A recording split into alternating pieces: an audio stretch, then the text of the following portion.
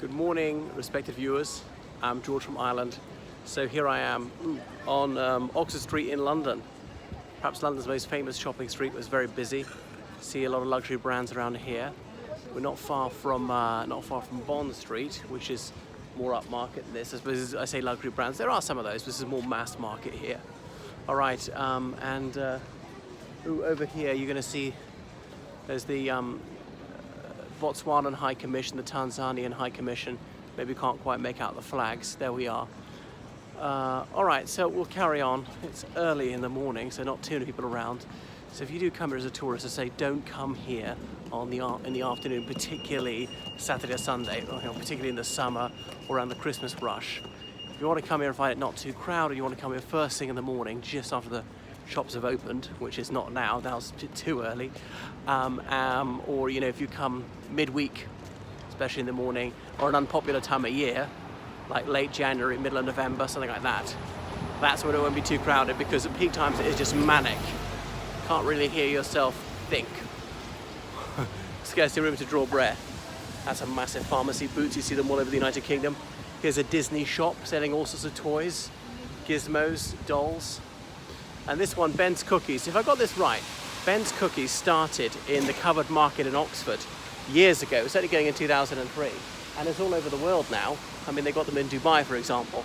And on a shoestring budget, I remember offering the guy to advertise in the Oxford Union programme, and he said no, didn't need to. Now, there was a shop called Arabian Awad, but I think this is the new iteration of it, as in perfume, because this thing is a well-respected social grace in the Middle East. Think back to the old days, probably had deodorant, when they didn't have running water and couldn't shower so often, it being so baking hot that people were perspiring like anything. Angus Steakhouse, God, part of a sketch by what's his name, Rowan Atkinson. Yeah, so that's a staple of tour groups going to that one. All right, actually, maybe a bit 80s. I think they've updated themselves, but they used to have those carpets which always had the sort of sticky stains there permanently. Debenhams, not a lovely exterior. Think what you could have done with that. Okay, there's this shimmer effect, but they could have advertisements or something like that to appeal to it. Wow. This little place, takeaway, run by Egyptians. That old dude's been there for years, since 2006 at least. Okay, so Plenty Bureau de Change. Don't get a terribly good rate. Often they don't take €500 notes. What else? Zara, what a name. So better there than in a hotel or the airport, which will charge you more for convenience. If you have a bank and you put it straight into your bank, you might get a better rate. Obviously, sometimes if you do larger amounts, you get a better deal. Okay, this is the top of Bond Street, which I showed you last week. And that's probably the most expensive retail property in Europe. Okay, next, quite mid-market, hey. So I wouldn't try driving on this street if I were you, because it's just so jam-packed. Buses and taxis.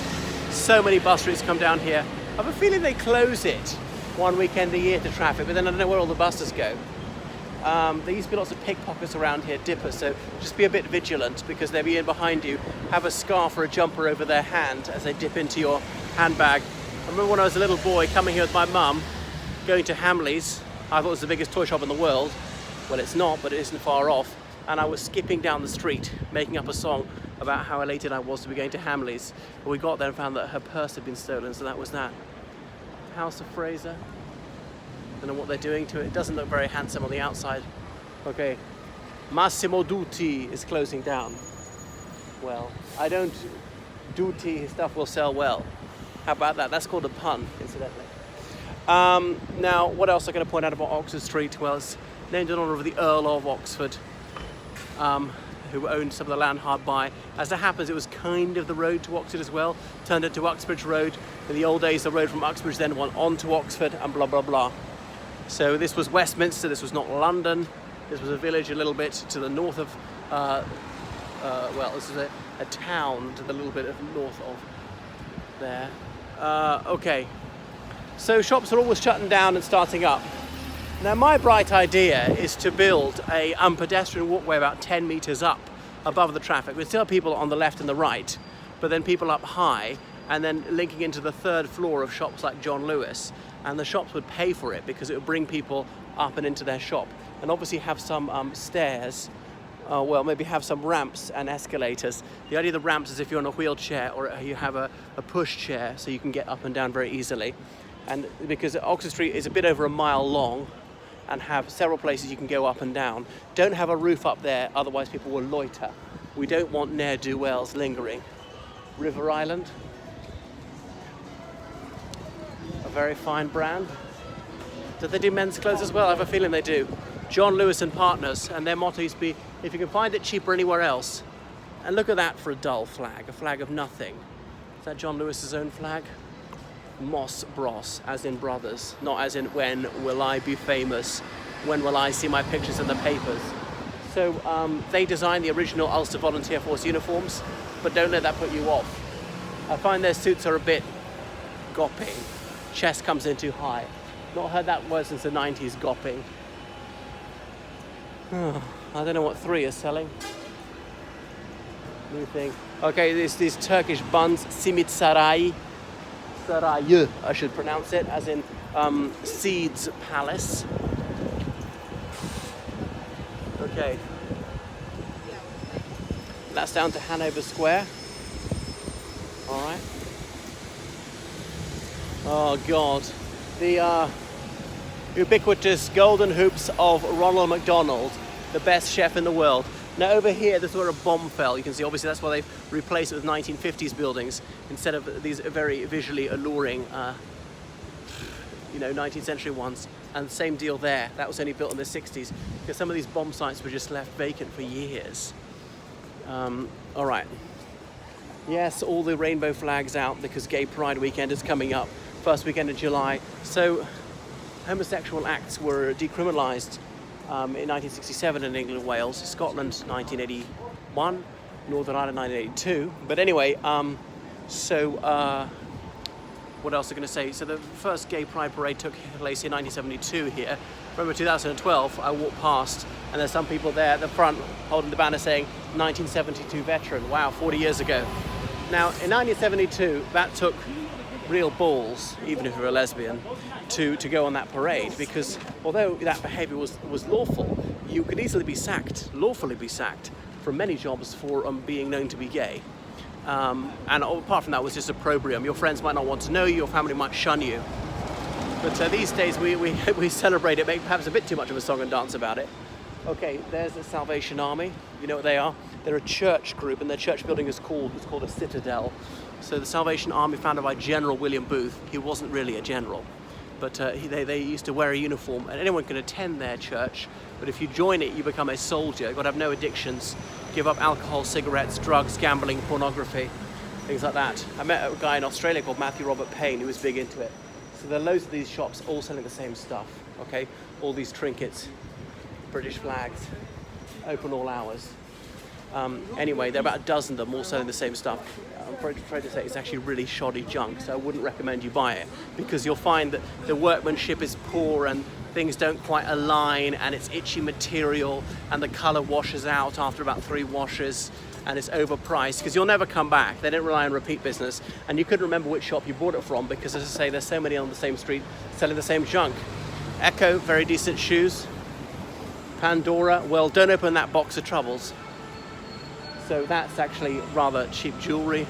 So in a way surprising they could afford the place here, but I suppose they've got volume of scale. Okay. Anyway, there's the London College of Fashion over there behind me. Perhaps you're getting the idea. And then we're going to come on to Oxford Circus. No, not with lions, tigers, jugglers and acrobats, but as in a crossroads circus in that sense. So perhaps do one circuit of Oxford Circus. The Microsoft shop is about to open. Thank you, Bill Gates. And why do you give all your money to Cambridge, not to Oxford? Okay, so crossing over Regent Street, this very gorgeous curving street, named after George IV, because George IV was the Prince Regent before he became king. And giving you an idea of Oxford Street. Anyway, this is probably the best weather we're going to get all year, so savour it whilst you can. Ooh, hurrying up. Now, helpfully, they actually tell you how many seconds you got left until you're about to be run over. Okay. So late in the afternoon, sort of rush hour, it's manic around here. There's a human demolition derby, everybody trying to get down these stairs at once. I remember at 2006 there was some religious maniac here, this lunatic on his loud hailer thing saying, "Don't be a winner, be a sinner," and exhorting you to come to Jesus. And there was another guy who was more like Asperger's, obsessive compulsive about it, with a loud hailer preaching his very unappealing gospel. I'll give you a 360 degrees. Okay, so all built to the same style, hey? You get the idea. Crossover when I can. What have I got to point out? Yeah, so just clothes, clothes, clothes. No particular boutique I'm rushing into. There's H&M across there. I don't know what it stands for. There's Caffè Nero. I'd always assumed Caffè Nero was an Italian brand or an American one. Actually, it was British, founded here in 1995. There we are. Okay, up towards that church, All Souls Church, and beyond it is the BBC headquarters, Broadcasting House. Anything else I should point out? Well, yeah, Oxford Circus is the tube station, which I'm about to go into. So that is just a little taste of Oxford Street. So I've only shown you, well, about half of it. Show the rest of it some other time, perhaps. Oxford Street, going to the east leads on to New Oxford Street. Going to the west, it leads on to Marble Arch, there's Hyde Park. Okay, so goodbye from Oxford Street.